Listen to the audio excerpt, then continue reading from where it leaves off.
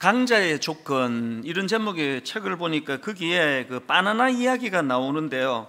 원래 바나나가 그 두 종류라는 겁니다. 한 종류는 지금 우리가 먹고 있는 그 캐번디시 바나나라는 것이고요. 또 그런가 하면은 또 다른 한 종류는 1960년대에 사람들이 먹던 그로미셸 바나나라고 하는데요. 사실 그 60년대 분들이 먹던 그로미셸 바나나가 지금 우리가 먹는 것보다 훨씬 더 그 당도가 높고 또 그래서 이제 맛이 좋고 또 크기도 더 크다고 합니다.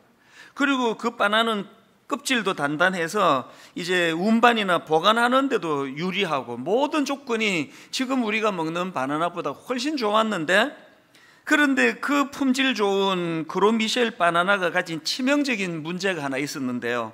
그 바나나는 이 다양한 품종이 아니라 이 단일 종의 대량 생산 체계로 만들어진 것이다. 이게 무슨 말인가 봤더니요, 그 유전적인 다양성이 없으면 전염병 등 환경 변화에 적응이 어려워서 멸종의 위기에 처할 수 있다. 바로 그 60년대 분들이 먹던 그로미셸 바나나가 그래서 이제 더 이상 우리가 맛을 볼 수 없게 된 거라는 겁니다.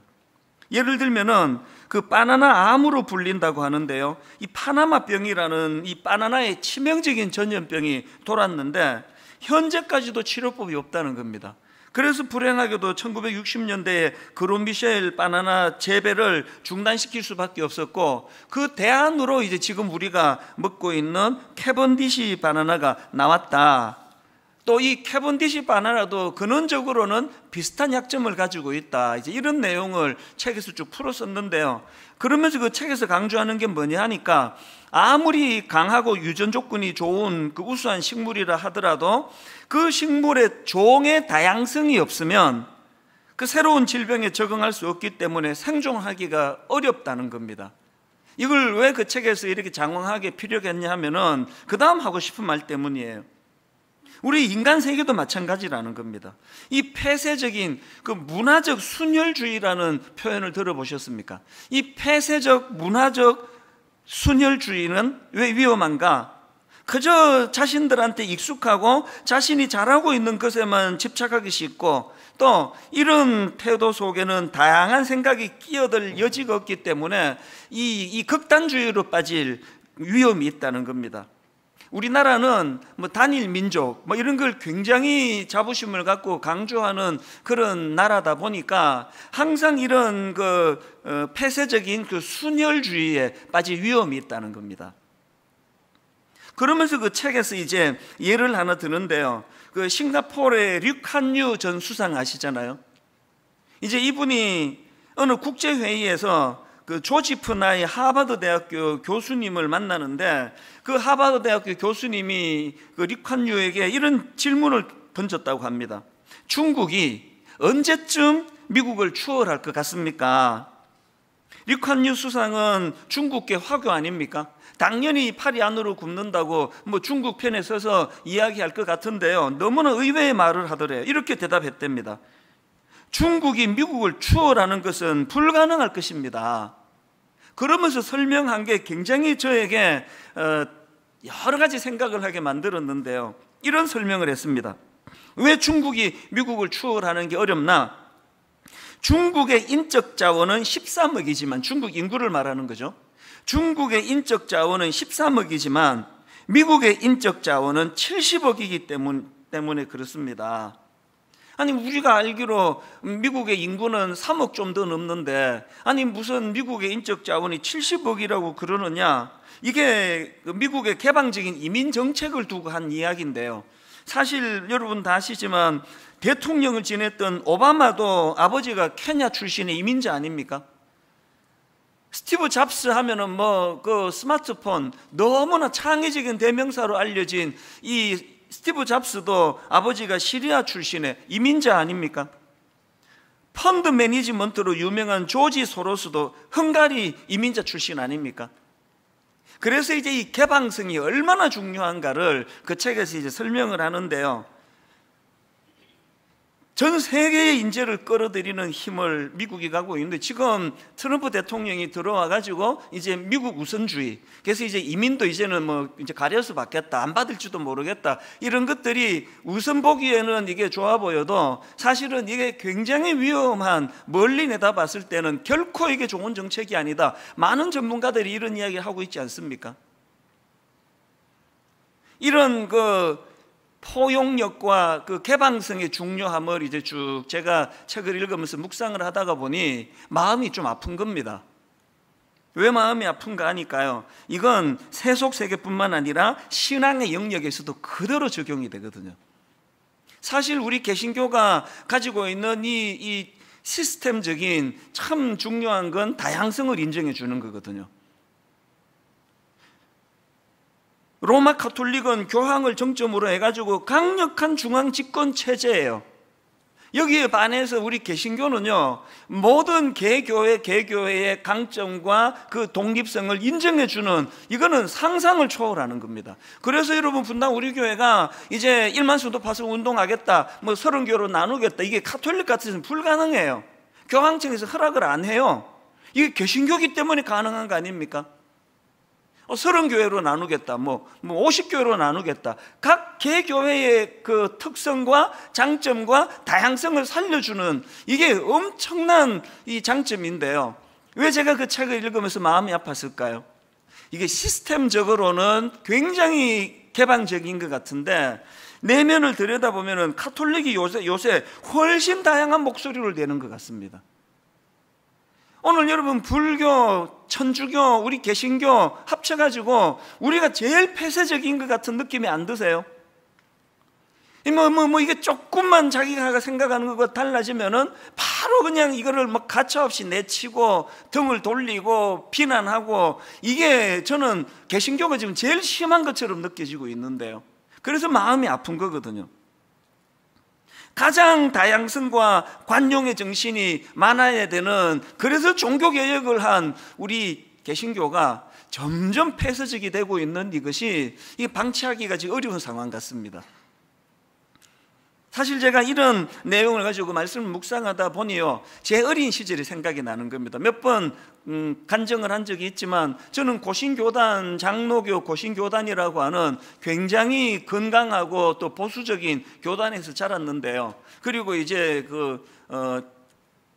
신사참배 문제로 끝까지 타협하지 않은 그런 건강한 역사를 가지고 있다. 어릴 때부터 이제 그런 자부심을 많이 이제 교육을 받았는데, 저는 우물한 개구리거든요.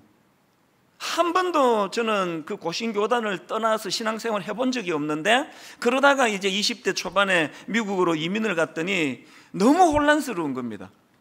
이민교회가 뭐 교단을 초월한 그 초교파로 모이는 데가 이민교회거든요. 지금 분당 우리 교회도 뭐 이민교회랑 비슷합니다. 저희 교회도 거의 뭐 초교파로 모여 구성이 된 교회거든요. 그래서 제가 처음에 이민을 가서 여러 교단의 사람들이 모인 데서 이제 신앙생활을 하는데, 대학부 성경 공부를 하면은 막 맨날 화가 나는 거예요. 내가 어릴 때 고신교단에서 자랄 때 교리는 이거였는데 엉뚱한 소리 하는 사람이 너무 많은 겁니다. 제 마음에 그때 얼마나 그게 폐쇄적이었냐 하면, 고신 말고는 다 이단인 줄 알았습니다. 그런 경직을 가지고 있으니까요, 매 성경 공부할 때마다 싸우는 거예요. 저는 막 싸움 딱이었습니다. 막 목소리도 크고 막 그래가지고 거의 제가 다 이겼죠 뭐. 그걸 상종을 안 해서 져준 거였는데 내가 몰랐습니다. 난 항상 진리를 사수하는 사람으로 그런 생각을 갖고 있었는데요, 요즘에 그 20대를 떠올리면 얼굴이 화끈화끈거려요. 저의 미숙함을, 내가 얼마나 미숙한지 아세요? 그 광고를 하고 살았던 게 저의 그 싸움 딱의 모습이었더라고요. 그 수용성이 부족하고 내가 얼마나 편협한 인간이었는가를 온몸으로 다 알린 게 그게 20대의 저의 그 모습이에요. 그러나 저는 막 엄청나게 진리를 사수한다고 생각했습니다. 사실 여러분, 조금만 포용력을 가지고 바라보면은요, 기질이 다르고 생각이 다르고 접근 방식이 다르고 교리가 다르고 모든 게 다 다르다 하더라도 주님께서 그 모든 것을 녹여서 우리를 하나로 만들어 주셨기 때문에 교회 구성원이 되었는데, 그걸 가지고 조금 다른 걸 저렇게 미워하고 이건 반드시 저 이겨야 된다고 그렇게 고집을 부리는 제 모습이 얼마나 그 우스꽝스러운 모습이었습니까? 여러분, 이런 수용성 부족, 이 편협함, 이건요 방치해 두면 안 됩니다. 왜 그렇습니까? 우리가 믿는 예수님의 존재 자체가 다양성을 인정해 주시고, 우리가 믿는 예수님의 존재 자체가 포용력으로 이루어졌지 않습니까? 얼마나 포용력이 크고 크시면 그 세리들조차도 용납하시고 창녀들조차도 품어주시고 그들과 함께 식사를 같이 하시고 제자로 삼으시고. 여러분, 우리가 예수 그리스도를 닮아가는 이것이 신앙생활의 목표라고 한다면, 오늘 신앙 연조가 깊어지면 깊어질수록 점점 편협해지고 좁아 터진 그래서 멸종할 수밖에 없는 그 바나나 같은 존재로 살아간다면 그건 모순이에요. 그래서 저는 오늘 본문 말씀을 이런 관점으로 살펴보기를 원하는데요, 오늘 본문에도 역시 이제 참 편협한 사람들이 예수님께 참 예수님 피곤하셨을 것 같아요. 또 와서 이제 문제 제기를 하는 겁니다. 그게 오늘 본문 마가복음 2장 18절에 나옵니다. 요한의 제자들과 바리새인들이 금식하고 있는지라 사람들이 예수께 와서 말하되, 요한의 제자들과 바리새인의 제자들은 금식하는데 어찌하여 당신의 제자들은 금식하지 아니하나이까? 한창 이제 새로운 종교 지도자로 막 부각을 하고 있는 예수님에 대하여 이제 안티들이 지난주에도 보셨고 이제 다음 주에 또 나올 거예요. 막 나오는 거예요. 계속 문제 제기를 하는 겁니다. 아니, 왜 당신의 제자들은 금식하지 않습니까? 이렇게 질문한 게 아니고요, 누구도 금식하고 누구도 금식하는데, 바리새인들도 금식하고 요한의 제자들도 금식하는데, 딱 비교하면서 나오는 게 지금 뭐가 내포되어 있는 겁니까? 너무나 질문 안에 너무나 편협하고 폐쇄적인, 그리고 비교의식에 찌든 그런 사람의 모습이 막 그려지는 거 아닙니까? 자기들이 금식을 중요하게 생각하면 온 세상 사람들이 다 금식해야 돼요. 제가 예전에는요, 미국 집회를 갈 때는 꼭 우리 교역자 두 사람, 어떤 때는 직원 하나, 교역자 하나, 그래가지고 이제 미국을 같이 가자고 데리고 갔습니다. 그래서 제가 좀 투자를 하고, 당신들도 조금 이제 마련하고 해서 이번에 미국에 가면 나는 집회 때문에 다른 데 못 가니까 렌트카 해가지고 그냥 미국도 둘러보고 교회도 둘러보고 그렇게 하라고. 그래서 이제 한 일주일, 열흘 정도를 이제 같이 가서, 사실은 저는 이제 집회에 임하니까 놀러 다니러 간 거 아니잖아요. 그래서 저는 저대로 따로 지내고, 그 두 교역자는 이제 자기들대로 어디 구경도 가고 탐방도 하고 그렇게 지내는데 정말 잘 놀더라고요. 새벽에 나가가지고 시차도 없고 새벽에 나가가지고 밤늦게까지 여기저기 다니면서 그렇게 이제 지내곤 했는데, 그런 시간을 가지면 굉장히 유익한 시간을 가졌다고 보는데요, 어느 해에요, 그 해에도 이제 그 교역자 두 사람을 같이 이제 데리고 간 거예요. 그리고는 이제 다 마치고 왔는데, 그 두 사람 중에 한 명이 얼마나 그거를 강조하는지 막 설교 시간에도 했던 걸로 기억합니다. 이분은 막 계속 주장하는 게, 이 세상은 두 종류의 사람이 있다. 미국 가본 사람하고 안 가본 사람하고. 나는 미국 가본 사람에 속한다. 이걸 막 계속 이제 강조를 해서 그게 굉장히 이제 인상에 남아있는 그 기억이 불쑥 떠올랐는데요.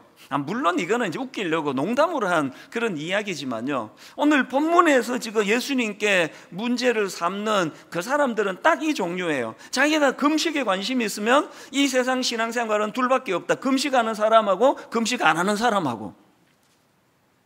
처음에 제가 분당 우리 교회를 개척했더니요, 새벽기도 사수파, 하여튼만 눈이 오나 비가 오나 새벽기도 늘 다니는 분이 계시는데, 이분은요 새벽기도만 오면은 사람을 찾아요. 박건사 이거 또 안 나왔네 그러면서 맨날 화가 나 계세요. 권사가 말이야 새벽기도도 안 나오고. 또 어떤 분은 막 큐티 사수파, 막 목숨 걸고 큐티를 하는데, 이분도 맨날 화가 나 있습니다.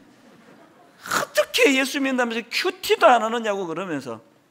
이분들은요 딱 세상 사람은 두 종류예요. 큐티하는 사람, 큐티 안 하는 사람. 새벽기도 나오는 사람, 새벽기도 안 나오는 사람, 제가 뭐라고 권했는지 아십니까? 집사님도 큐티하지 마시라 그랬어요. 권사님도 새벽기도 나오지 마시고 누구 정죄하는 것도 그치시라고.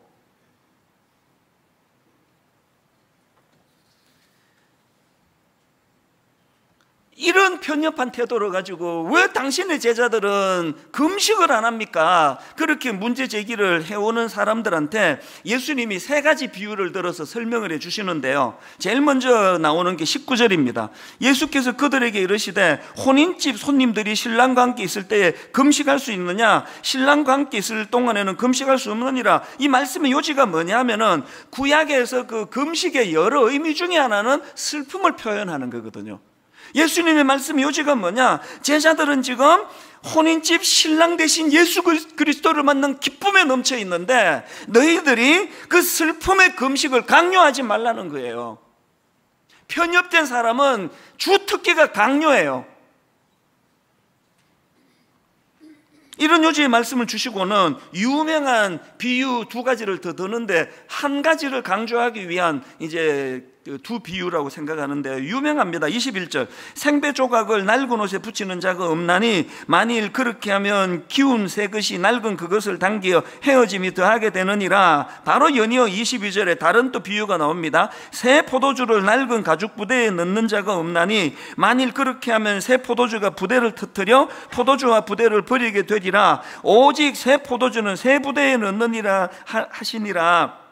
이 비유들은 너무나 여러 다양한 함축적인 의미를 담고 있는 비유인데요, 그러나 그 중에 가장 전제되는 게 뭐냐? 여기 나오는 그 새 것을 상징하는 생배 조각하고 옛 것을 상징하는 낡은 옷을 비교하시는 것을 봐도 그렇고요, 새 것을 상징하는 새 포도주와 옛 것을 상징하는 낡은 가죽 부대를 봐도 그렇고요, 지금 주님이 강조하시는 가장 기본적인 말씀의 포인트가 뭐냐? 새 시대가 도래했다는 겁니다. 새 시대가 도래했을 뿐만 아니라 그 새 시대를 여는 주인공이 예수 그리스도시라는 겁니다. 그러니까 2장 내내 지금 주님을 괴롭히는 그 사람들이 치명적인 잘못은 무지예요. 무지. 무슨 무지입니까? 새 시대가 도래했음을 모르는, 그리고 그분이 예수 그리스도였음을 모르는 무지에서 시작이 된 겁니다. 이것이 바로, 이 무지가 바로 사람을 경직으로 몰고 가는 겁니다. 전부 예수 잘 믿겠다고 하는데 이렇게 그냥 경직에 빠지는 거는, 그건 그 사람이 악해서가 아니라 무지해서 그래요. 무지. 새 시대가 열렸는데. 제가 이런 관점으로 본문 말씀을 묵상하다가 그 일본 군인인데요, 오노다 히로라고 하는 일본 군인이 불쑥 떠올랐습니다.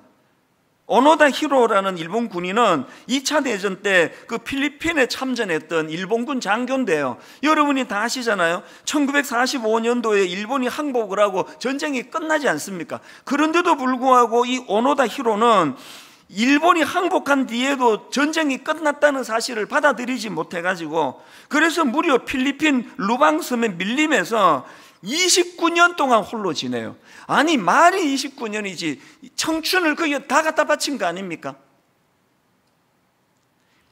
미군이 그 잔병들을 이제 그 투항하라고 막 삐라를 뿌리면서 그 역사적인 사실을 다 알려주는데 수용을 안 하는 거예요.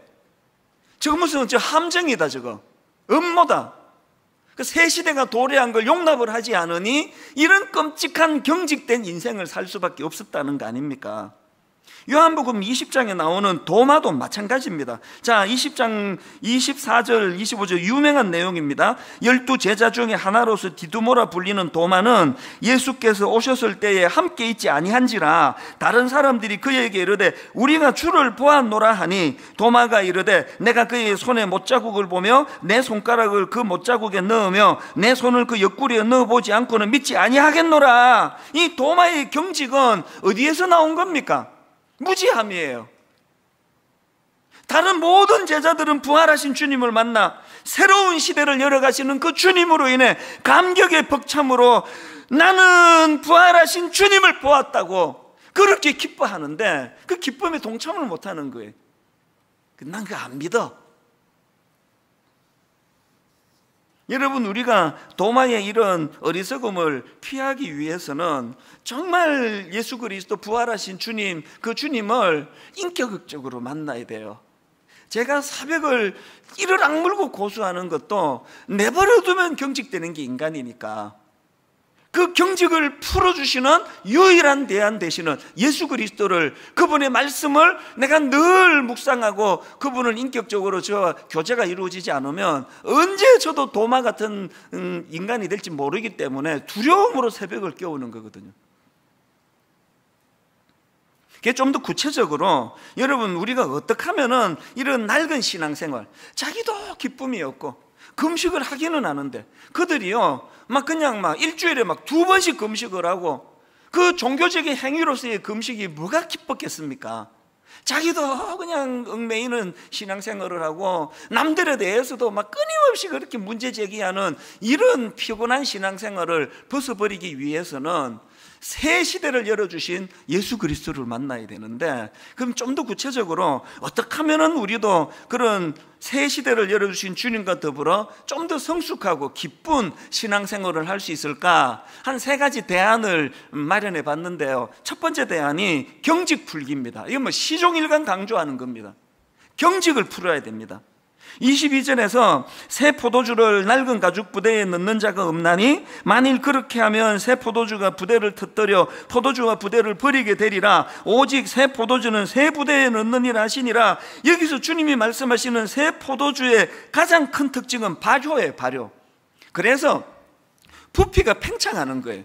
부피가 점점 팽창해지니까 이제 이 낡은 가죽 부대, 그 당시 팔레스타인 지역에서는 염소 가죽으로 이제 부대를 만드는데요, 아시지만 그 새 가죽 부대는 특징이 신축성이에요. 이게 플라스틱으로 만든 인간의 작품으로는 이게 나오지 않습니다. 이게 하나님의 작품이에요. 그래서 이제 그 염소 가죽으로 만든 새 가죽 부대는 이제 이 신축성이, 늘어나는 신축성이 있기 때문에 새 가죽 부대를 담았는데 처음에는 거기에 1kg을 넣었는데 이게 점점 발효를 해서 무게도 많아지고 또 부피도 커지고, 이렇게 될 때 신축성 있게 그것을 수용하는 게 새 가죽 부대라는 이야기예요.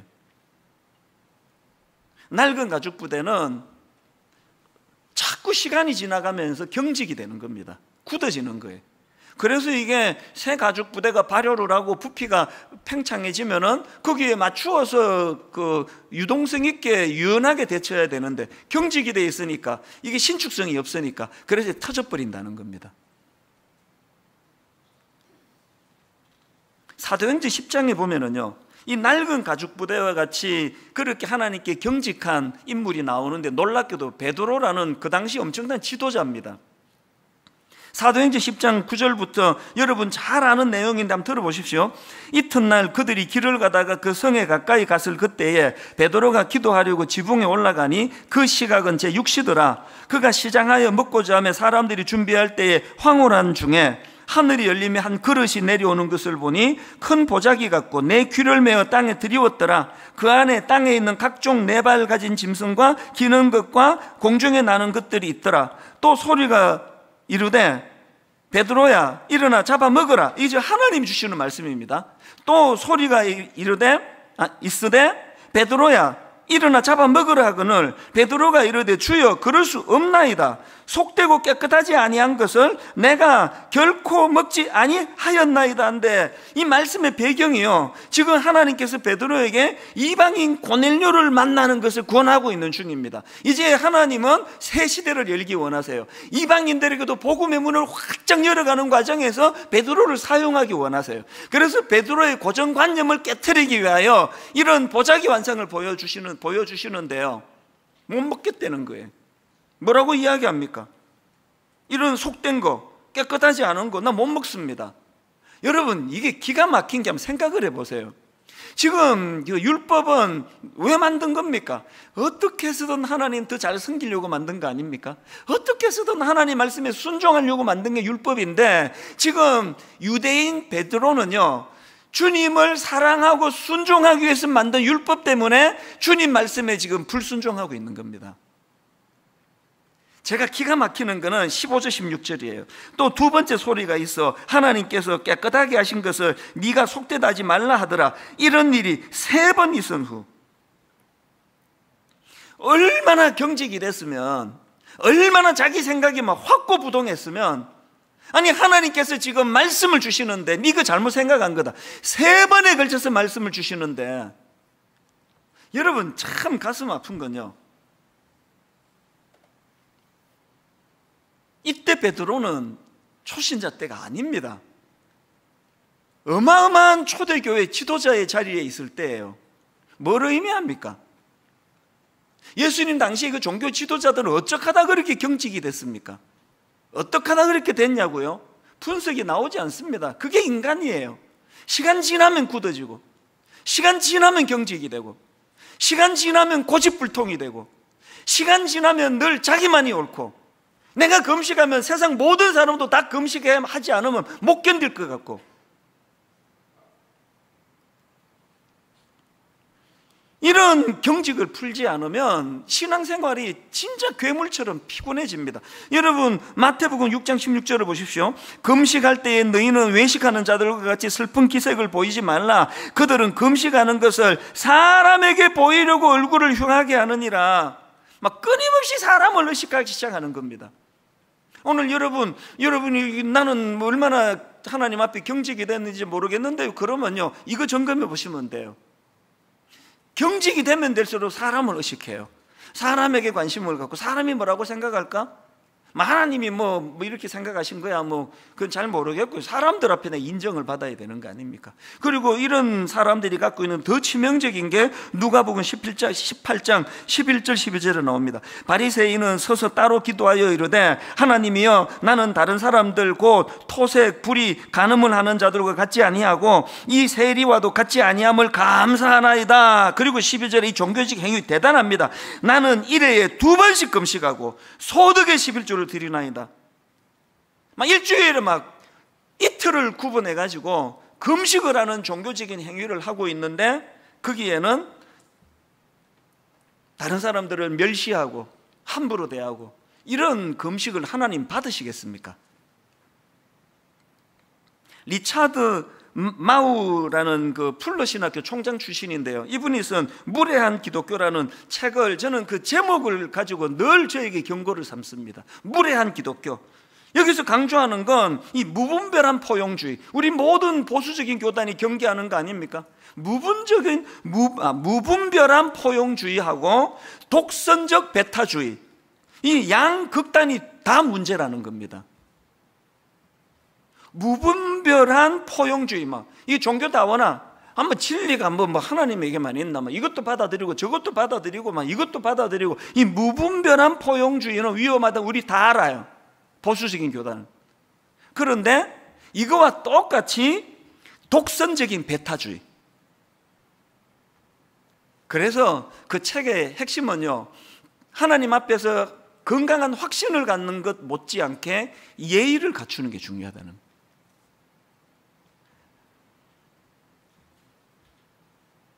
사랑은 무례히 행하지 않는 거라고 말씀하시는데, 오늘 기독교를 보면은 너무나 무례한, 오늘 본문에 그 사람들이 예수님께 행하는 그 무례한 태도를 한번 보세요. 이게 얼마나 무례한 이야기입니까? 왜 당신의 제자들은 금식 안 하는데요? 누구는 하는데? 이런 태도를 가진 중직자들이 저는 없었으면 좋겠습니다. 그러려면 어떻게 해야 된다고요? 마음의 경직을 풀어야 돼요. 하나님께 경직을 풀고 새 시대를 열어주신 십자가신 주님에 대한 은혜가 내 안에 넘쳐나면은 사람에 대한 경직도 풀려지는 줄로 믿으시기를 바랍니다. 그런가 하면 두 번째로요, 경직을 풀 때 말씀으로 경직을 풀어야 한다는 것입니다.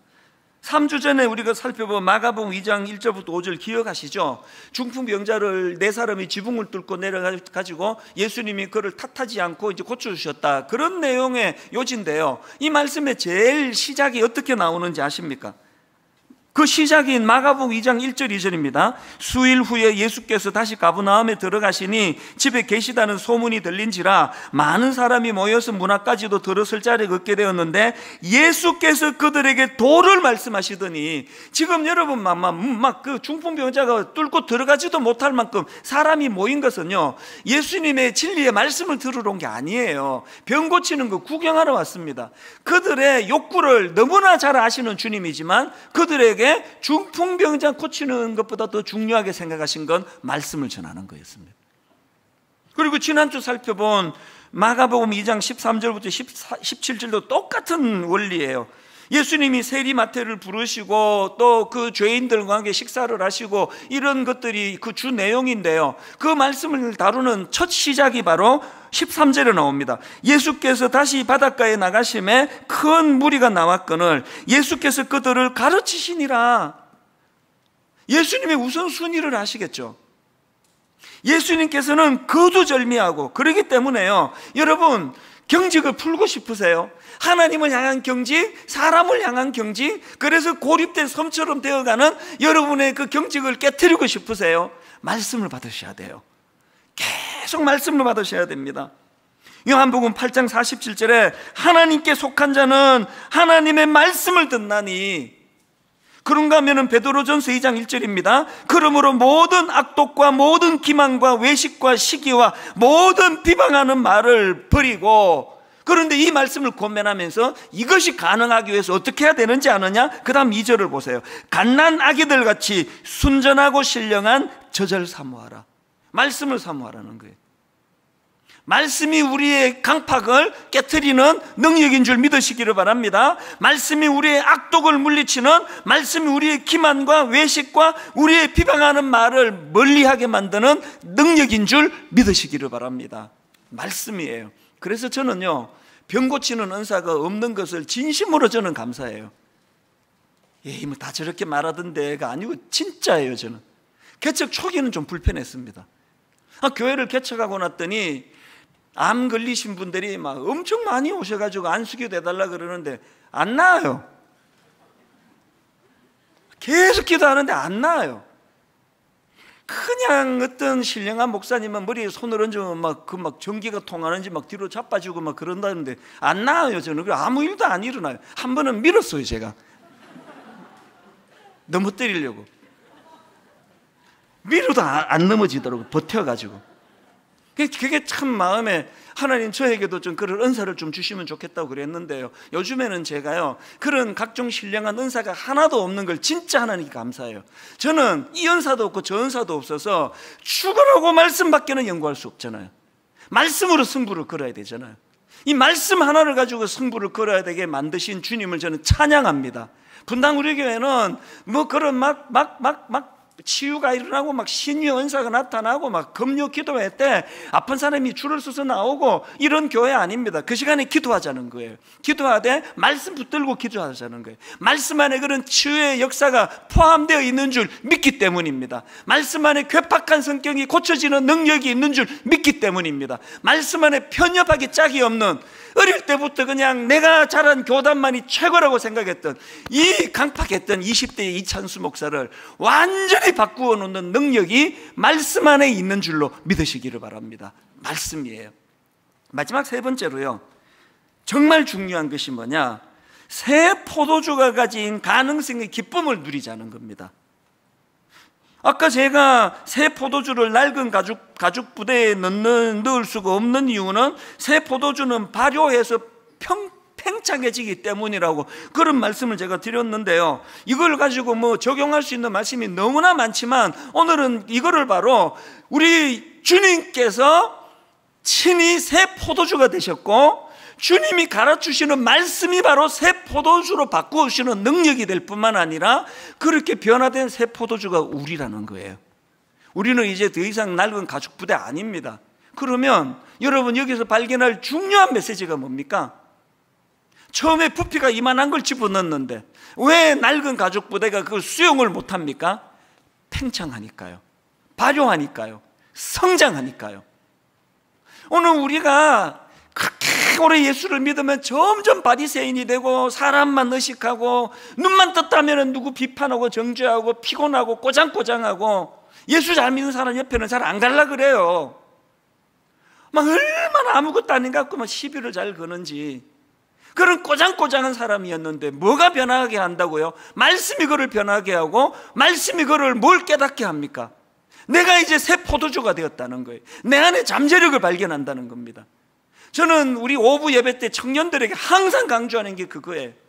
제 10대는요, 도대체 이 눈에 떠있는 게 단 하나도 없었습니다. 그래서 걸어 다니는 열등감이라 그랬잖아요. 제가 어느 거 하나 내가 이것 갖고 내가 밥이나 먹고 살겠다던 게 저예요.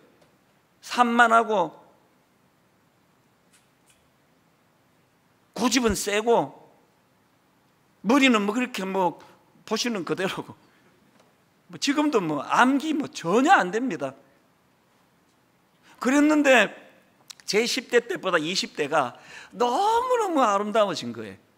20대보다 30대 때 청소년 사역을 시작한 그 본격적으로 제 인생은 발효가 본격적으로 시작된 새 포도주예요. 제 30대가 얼마나 행복했는지 우리 수많은 청소년들에게 여러 번 고백했습니다. 목사님이 미국에서 한국으로 여기민 올 때 나는 단독 목회 꿈을 꾸고 왔는데 오늘 하나님 나 데리고 가셔서 교회의 꿈은 말뚝도 못 받고 내 인생 끝나도 난 하나도 미련이 없다. 너희들하고 지낸 이 시간 이 정도로나 행복했다.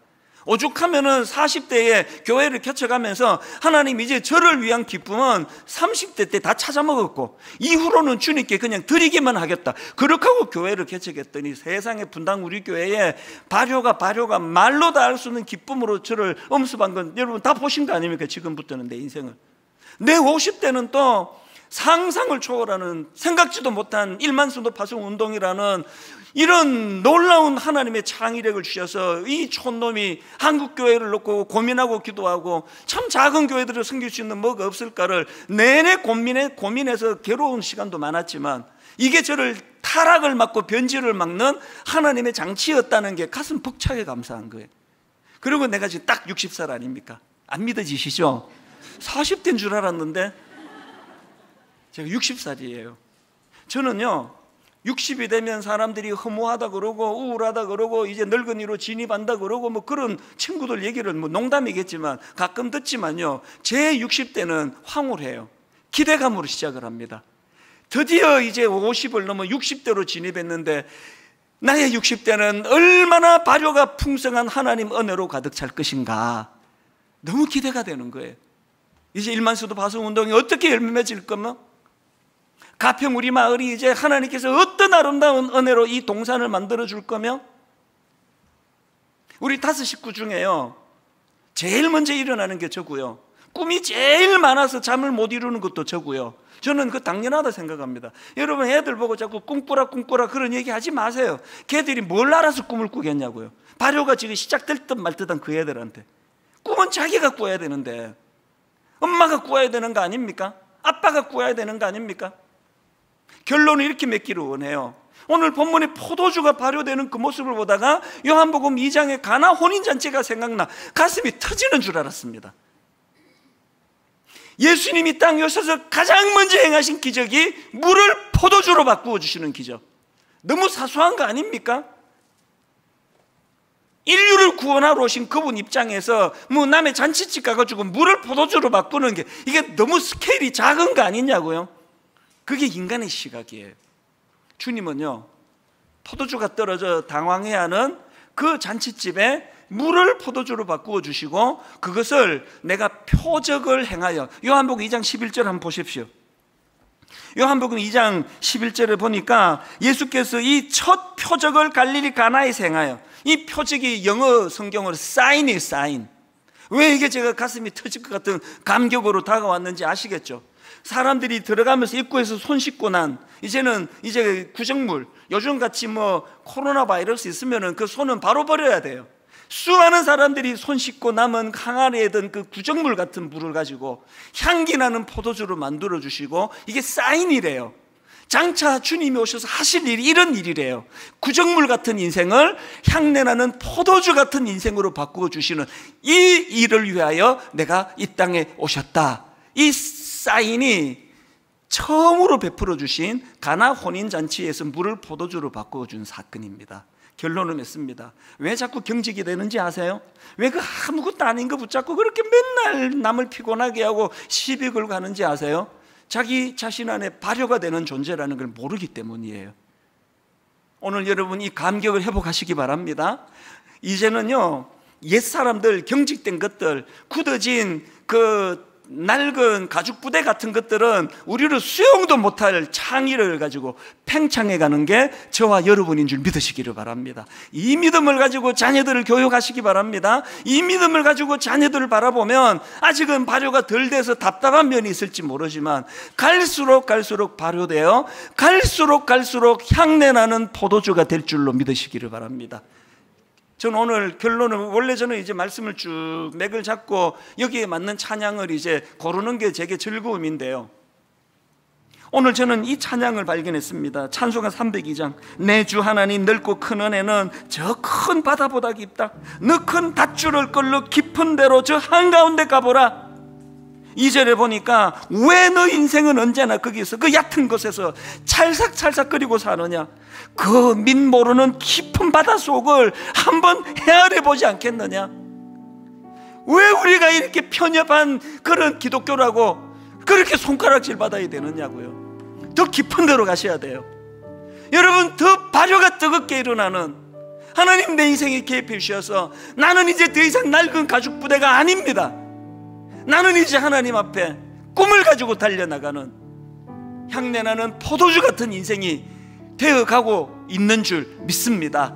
이 믿음을 가지고 우리 찬양을 우리 기쁨으로 우리 손뼉치면서 우리 자녀들을 축복하고 교회를 축복하고 하나님 이제 새 포도주의 발효를 꿈꾸는 우리들 되게 하여 주시옵소서. 가사를 생각하며 함께 찬양하기 원합니다.